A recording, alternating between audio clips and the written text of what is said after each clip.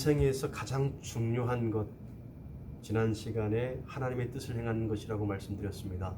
오늘 두 번째 시간인데 하나님께 영광을 돌리는 것이 인생에 있어서 가장 중요한 것이라는 거예요. 하나님께 영광을 돌리는 것.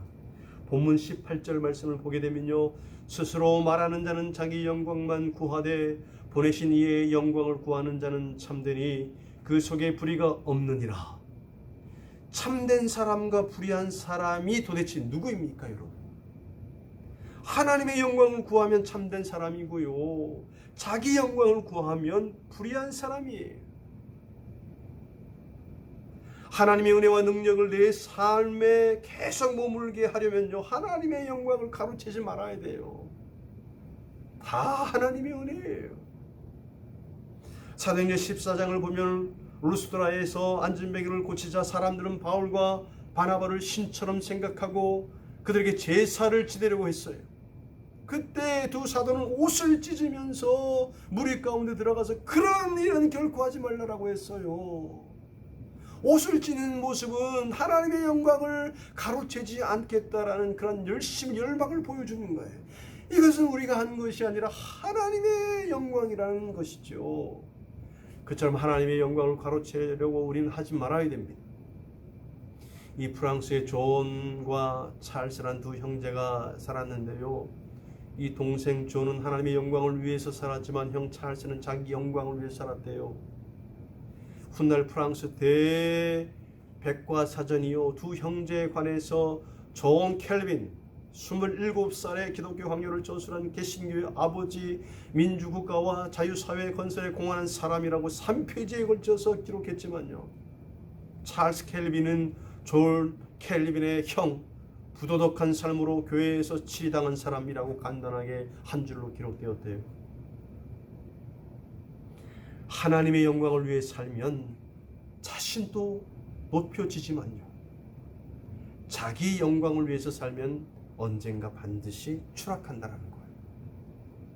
여러분, 자기 영광에 몰두하면 역전패가 기다리지만요, 하나님의 영광에 몰두하면 역전승이 기다리는 거예요. 제자란 몇 단계 성공 공부를 해서 이수한 사람이 아니라요, 하나님의 뜻을 마음에 품고 하나님의 영광을 위해서 사는 사람이 제자예요. 힘들어도 하나님의 영광이란 목표가 흔들리지 않으면 내가 하나님 안에 있고 하나님이 내 안에 있는 역사가 이루어지면서 내면의 기쁨이 막 차오르는 거예요.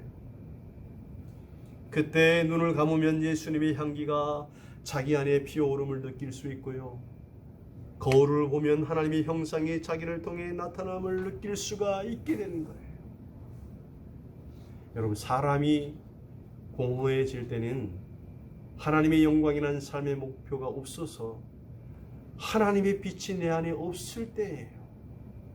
그때 공허해지는 거예요. 거룩한 삶의 목표를 가지면요, 세상도 밝게 느껴지고 삶 자체의 감동이 넘치는 거예요. 마음이 무거워질 때도요, 하나님의 영광이라는 삶의 목표를 잃지 않는 것입니다. 자기 영광에 몰두하기보다는 남에게 필요한 존재가 되고요, 특히 하나님께 필요한 성도가 되게 하시는 거죠. 그때 영혼은 배부르게 되고요, 내면의 기쁨이 차오르면서 생활도 상쾌해지고 행복해지고 기쁨이 2배가 되는 것입니다.